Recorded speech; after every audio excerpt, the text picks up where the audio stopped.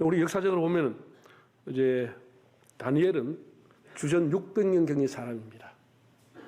주전 586년에 느부갓네살에서 예루살렘이 완전히 초토화가 되고 무너져 버렸습니다. 그래서 다 쓸만한 사람은 다 바벨론을 끌고 가버렸습니다. 다니엘이 이때 끌려갔습니다. 주전 600년경에. 그때 이제 30살 됐겠죠. 그렇게 대단했던 바벨론의 제국이 무너져 버렸어요. 그 파사 제국이, 페르시아라고 하는 제국이 주전 538년에 고레스라고 하는 사람에 의해서 바벨론이 무너지고 새로운 제국이 탄생이 됐습니다. 페르시아 제국이 어느 정도까지 컸냐 하면 고레스라고 하는 사람이 180도를 다스렸다고 그랬습니다. 에스더 때 아닥사스다 왕이 180도를, 우리나라에 뭐 16개 광역시가 있는데 10배가 넘죠. 그러니까 아프리카 저에서부터 인도까지를 다스렸습니다. 세계 절반 이상을 다스렸습니다. 페르시아 제국이 어마어마했습니다. 이 고레스라고 하는 사람이 페르시아 제국을 창건했습니다. 주전 538년입니다. 그리고 그 다음 해에 이스라엘 70년 포로 생활하는 사람을 귀환해도 좋다고 하는 귀환령을 내렸어. 스룹바벨과 많은 사람들이 예루살렘으로 돌아와 성전을 짓게 됩니다. 그 귀환령이 있고 2년 후에 오늘 다니엘이 하나님의 환상을 보게 됩니다. 주전 535년이죠. 바벨론의 이름은 벨드사살, 히브리 이름은 다니엘이라고 하는 사람에게 하나님의 계시가 왔습니다. 오늘 성경 보면 헷갈리는 부분이 그가라고 하는 단어가 나오는데, 그가라고 하는 것을 두 사람을 지칭하고 있습니다. 한 사람은 메시아, 예수 그리스도를 가리키는 단어고, 또 하나의 그가라고 하는 것은 천사장 가브리엘을 가리키는 단어입니다. 천사장 가브리엘은 8장, 9장, 10장에 계속해서 연이어 나타나는 사람인데, 이 사람은 하나님의 특별한 뜻을 전달해 주는, 하나님의 특별 임무를 받고 특정한 사람에게 와서 그것을 해석하거나 전하는 임무를 맡은 천사장입니다. 신학에도 보면 가브리엘이 나타나요. 누가 보면 1장에 보면 사가랴에게 나타났어. 사가랴에게 뭐라고 했죠? 네가 장차 아들을 낳을 것이다. 그 이름을 요한이라고 하라. 이름까지 전해주었습니다. 그때 나타난 사람이 가브리엘 천사입니다. 또 한 번 나타납니다. 나사렛에 살고 있는 마리아를 찾아와서 뭐라고 하지요? 은총을 받은 자여 평안할지어다 라면서 처녀의 몸으로 잉태했다고 하는 것, 성령이 함께했다고 하는 것을 알려준 사람도 천사장 가브리엘입니다. 하나님의 뜻을 전하는 사람입니다. 그런가 하면 오늘 본문에 보면 미카엘이라고 하는 또 천사장이 나옵니다. 이 사람은 성경에, 계시록에 여러 번 나오는데 주로 하늘 군대를 대표해서 대적자들을 쫓아내는 역할, 전쟁의 역할을 하는 사람이 미카엘입니다. 이런 배경하에서 오늘 성경을 한번 보겠습니다. 하나님께서 어떤 환경에 처해 있는 다니엘을 찾아오셨을까? 어떤 환경에 있는 다니엘에게 하나님이 가브리엘을 정권 대사로 보냈느냐? 10장 10절에서 12절, 16, 17절을 읽어보겠습니다. 한 손이 있어 나를 어루만지기로 내가 떨었더니 그가 내 무릎과 손바닥이 땅에 닿게 일으키고 내게 이르되 큰 은총을 받은 사람 다니엘아, 내가 네게 이르는 말을 깨닫고 일어서라. 내가 네게 보내심을 받았느니라 하더라. 그가 내게 이 말을 한 후에 내가 떨며 일어서니 그가 내게 이르되 다니엘아 두려워하지 말라. 자, 이렇게 얘기했어요. 또 그 다음 16절. 인자와 같은 이가 있어 내 입술, 요 인자와 같은 이는 메시아 그리스도를 가리킵니다.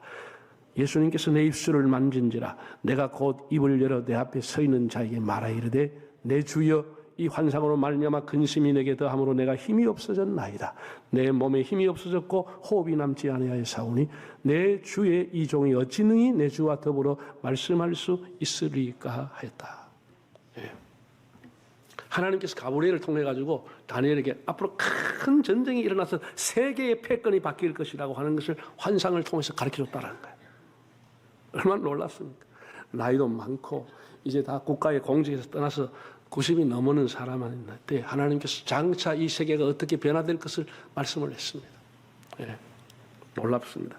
다니엘이 주전 600년경의 사람인데 200년, 300년 후에 되어질 일을 하나님 보여줬어요. 네. 그다 전쟁에 대한 소식입니다. 새 일에 21일 동안 이 전쟁에 대한 소식을 듣고 다니엘이 거의 금식하다시피 하면서 하나님 앞에 기도했습니다. 히데갈이라고 하는 강, 창세기 보면 히데갈이라고 나와 있고 지금 이란의 이름은 티그리스 강입니다. 티그리스. 큰 강입니다.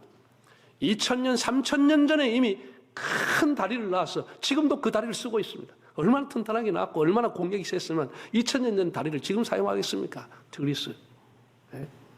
여러분 다니엘이라는 사람은 뭐 1장부터 나오지만 아주 육군사관학교 교장 앞에서도 아주 담대했던 사람입니다. 왕이 주는 음식을 먹지 않았습니다. 하나님 앞에 구별되게 살겠다고 아주 어렸을 때부터 그렇게 특별한 하나님 앞에 결심을 가지고 살았던 사람입니다. 사자굴 앞에서도 목숨을 걸고 담대했던 사람이 다니엘입니다. 그렇게 총명하고 모든 사람보다 뛰어난 총명과 재주와 능력을 가지고 있고 미래를 예상할 수 있는 그런 판단력을 가졌지만 이 사람도 늙어서 기력이 쇠하였다고 했습니다. 다니엘의 이름은 엘이라고 하는 단어가 들어가면 하나님이라고 하는 뜻입니다. 다니엘이라는 것은 하나님은 나의 심판자다 그런 뜻입니다. 그 다니엘이 자기 이름대로 하나님 앞에 심판받는 심정으로 늘 살았습니다.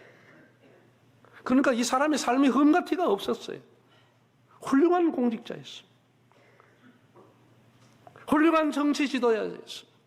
그리고 또 예언자였습니다. 그러니까 바벨론에 포악했지만 느부갓네살 왕이라고 하는 사람도 다니엘을 불러서 중직을 맡겼습니다. 그가 죽고 벨사살 왕이 역시 그에게 중직을 맡기고 또한 다리오라는 왕도 그에게 총리직을 맡겼습니다. 그 바벨론이 패해버리고 나라가 무너져버리고 새로운 나라인 페르시아 제국이 들어섰는데도 고레스라고 하는 왕이 다니엘에게 또 중직을 맡깁니다. 세상에. 예? 여러분 지금도 이란에 가면은 다니엘의 무덤이 성역화되어 있습니다. 예. 다니엘은 이스라엘 사람이에요. 이란이라고 하는 것은 무슬림이 지금 살고 있잖아요. 거의 100%가 종교 국가입니다. 다른 종교 허락하지 않아요. 호메인이라고 하는 제일 높은 사람이 대통령 위에 그 사람이 있습니다. 완전히 종교 국가입니다. 그 사람이 대제사장으로 있습니다. 모든 공직자들 그 사람 말을 따라야 됩니다. 그런 종교 국가예요. 그런데 남서쪽 수산 공터, 에스더의 주 무대였던 한때 페르시아 제국의 왕궁터였던 수산 공터 옆에 다니엘의 묘가 지금도 있습니다. 그러나 다니엘이 생존했을 때 우리가 여러분 성경을 보시면 알지만 다니엘은 수많은 편견에 차별을 받고 자랐습니다. 무슨 포로 주제, 이 출신 성분이 어디 조그만 나라에 있으면 와가지고 말해 이 대국에 와서 너희 잘났다고 아니 뭘 안다고 얼마나 편견과 선입견과 차별받고 자랐겠습니까? 사랑 지금 못 받았죠. 그의 이력이나 그의 출신 성부가 전부가 그가 크는데 다 장애가 됐습니다. 그러나 워낙 사람이 깨끗하고 워낙 총명하니 워낙 반듯하니 역대 왕들이 그를 중용할 수밖에 없게 됐던 것이죠. 모든 사람이 시기하고 질 때도 중용할 수밖에 없게 된 것이죠. 지금도 모든 공직에 물러나 일선에 있지만은 하나님께서 찾아오시고 가브리엘 천사장을 보냈습니다. 200년, 300년 후에 되어날 일들을 다니엘에게 보여줬습니다. 세상에서는 점점 잊혀져 가지만은 하나님 앞에는 잊혀지지 않는 존재가 됐습니다. 우리가 하나님 앞에 낙심하지 아니하고 우리가 비록 약하고 부족해도 믿음으로 살아가면은 사람은 우리 곁을 떠나도 하나님은 우리 곁에 와 계시는 줄 믿습니다.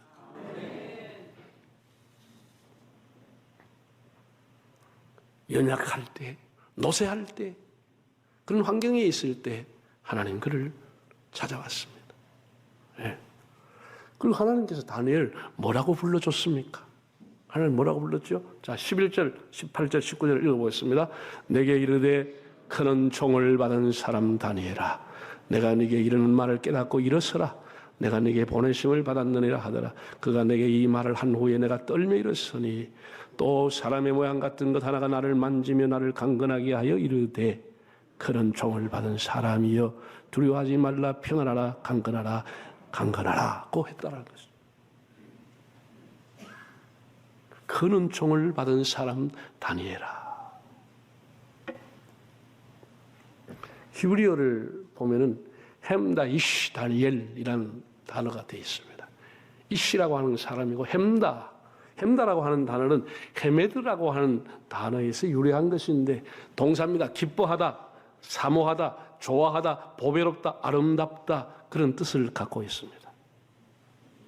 하나님께서 다니엘을 그렇게 보고 있다는 것이죠.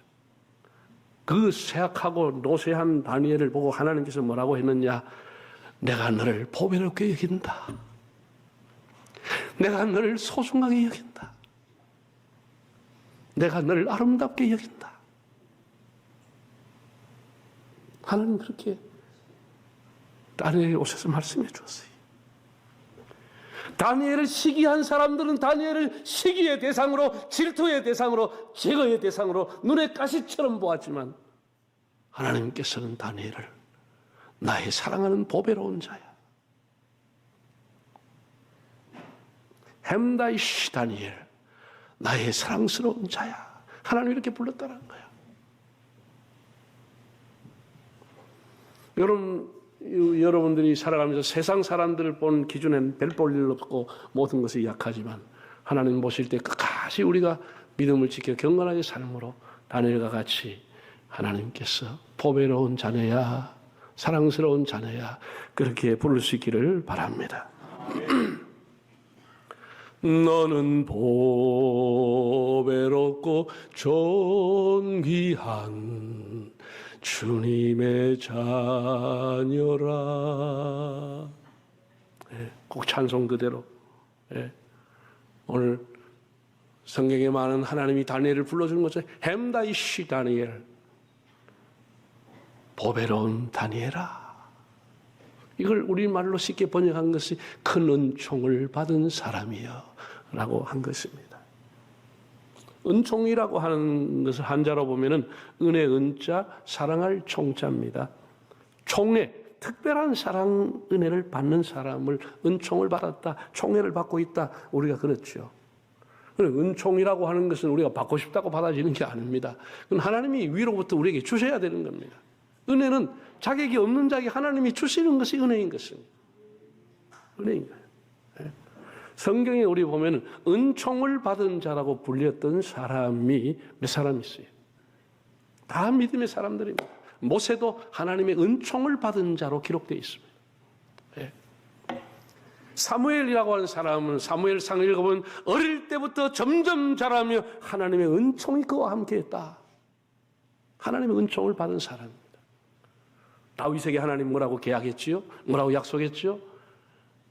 내가 너에게서 은총을 빼앗아가지 아니하리라.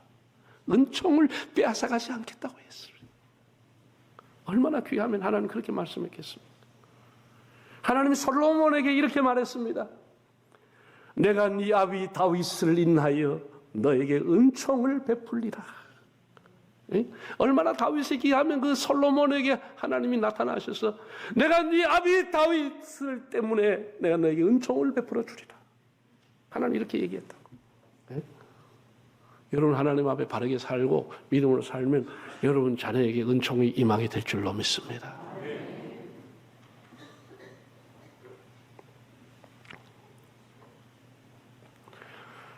나사렛에 살던 마리아에게 가브리엘 천사가 와서 인사했죠.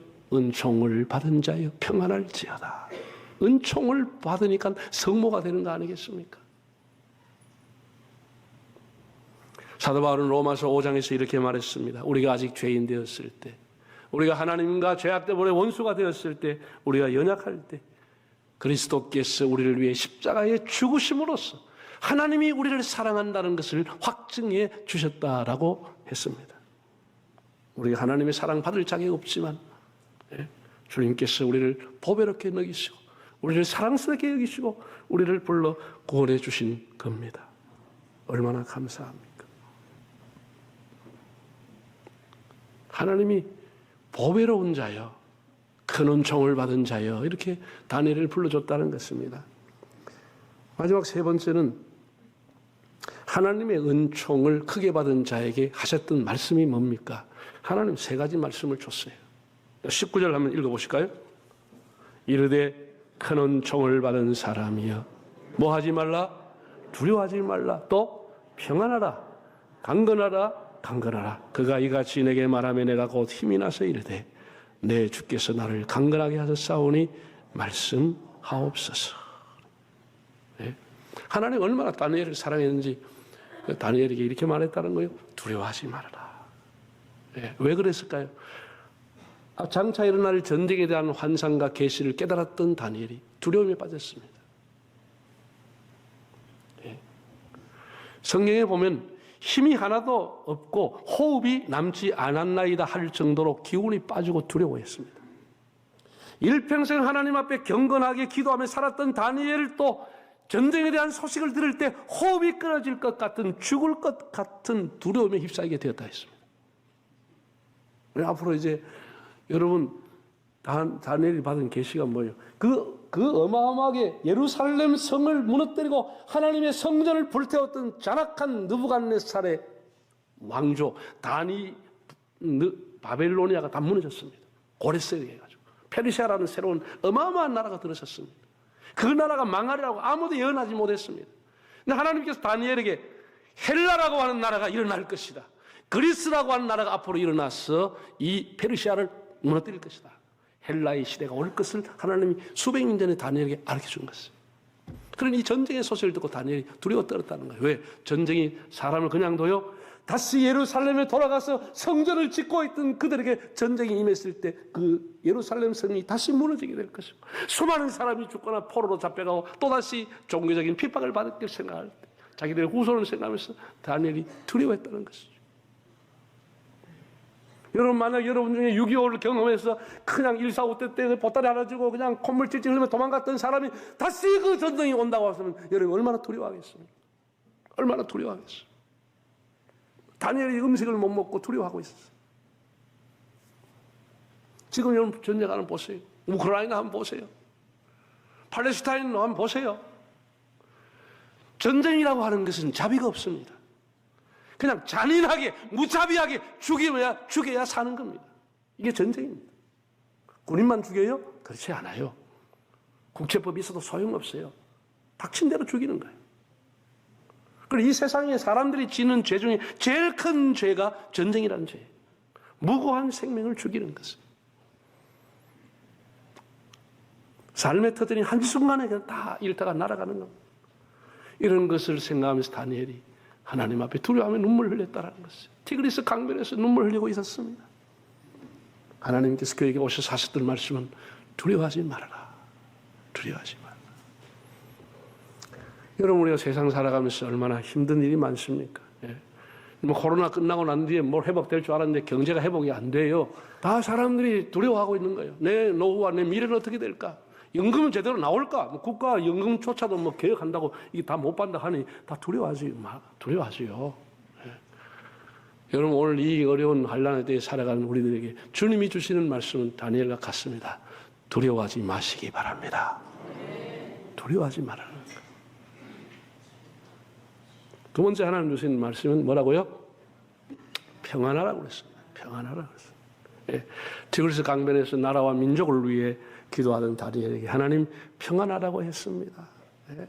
그 엄청난 전쟁의 소리, 군대가 부딪히는 창검의 소리, 말이 달리는 소리, 그냥 여기서 뿔이 나와서 뿔이 서로 부딪히는 소리, 장군과 장군이 싸우는 소리, 다 평안을 깨는 소리입니다. 평안을 깨는. 그 다니엘서를 보면 큰 뿔이 일어난다고 그랬어요. 큰 뿔이 나와 싸우고 작은 뿔 4개가 나와 또 싸우고 헬라 이후에 알렉산더가 죽고 난 후에 4명의 장수에서 나라가 4조각이 나는 것을 다 다니엘은 다 보게 된 거예요. 세상의 주관자들과 악한 영이 혈과 육으로 다투어오는 시대지만 하나님은 다니엘에게 평안하라고 했습니다. 우리 성탄절이 다가옵니다. 예수님께서는 평화의 왕으로 오셨습니다. 여러분들에게 주의 평화가 임하기를 바랍니다. 평안하라. 부활하신 예수님께도 첫 인사가 평안하라. 평안이라. 세 번째로 뭐 하라 그랬어요? 강건하라. 강건하라고 했습니다. 가브리엘 천사장은 쓰러져 있는 다니엘을 어루만지면서 기운을 차리라. 강건하라 하면서 이렇게 세웠습니다. 마치 로뎀나무 아래 지쳐있던 엘리야에게 하나님 오셔서 기운 차리라 일어나라 했던 것을 연상하게 됩니다. 오늘도 이 지친 세상에 살아가는 여러분들에게 주님이 오셔서 여러분을 어루만져 주시고 여러분에게 새로운 기운을 주시는 은혜가 있기를 바랍니다. 사랑하는 형제 자매 여러분, 다니엘은 어릴 적부터 청소년 시절부터 하나님께 작정하고 어떠한 어려움이 온다 할지라도 어떤 장애가 있다 할지라도 하나님의 도를 따르기로 결심한 사람입니다. 그러면서 늘 기도로 하나님을 만나고 하나님 뜻에 순종했습니다. 그는 죽음의 위기가 와도 기도를 중단하지 않았습니다. 정말 대단한 사람 아닙니까? 그는 포로로 끌려왔고 그의 출신 성분 때문에 온갖 편익견과 선입견과 편견과 차별 속에 견제와 시기 속에 살았지만 끝내 믿음의 거장이 되고 믿음의 모델이 된 사람입니다. 그 이유가 뭘까요? 다니엘이 똑똑했어? No. 하나님의 은총이 위로부터 그에게 임했기 때문입니다. 우리에게 중요한 것은 하나님의 은혜를 입는 것입니다. 우리가 하나님 앞에 기도하고 신실한 믿음 생활을 통해서 하나님의 은혜를 입게 되면은 우리 삶 역시 다니엘과 같이 하나님 끝까지 돌보아 주십니다. 하나님 그 노쇠한 다니엘을 보시면서 나의 사랑하는 종아, 나의 보배로운 사람 다니엘아, 그는 종을 받은 사람아, 이렇게 불렀다는 거 아니겠습니까? 저와 여러분 한 분 한 분이 끝까지 성실로 식물을 삼고 하나님을 신뢰하면서 앞으로 우리가 살아가는 세상 환경이 수없이 바뀌지만은 주님과 동행하면서 하나님이 위로부터 주시는 은총을 크게 받고 살아가시는 복된 삶이 되시기를 바랍니다.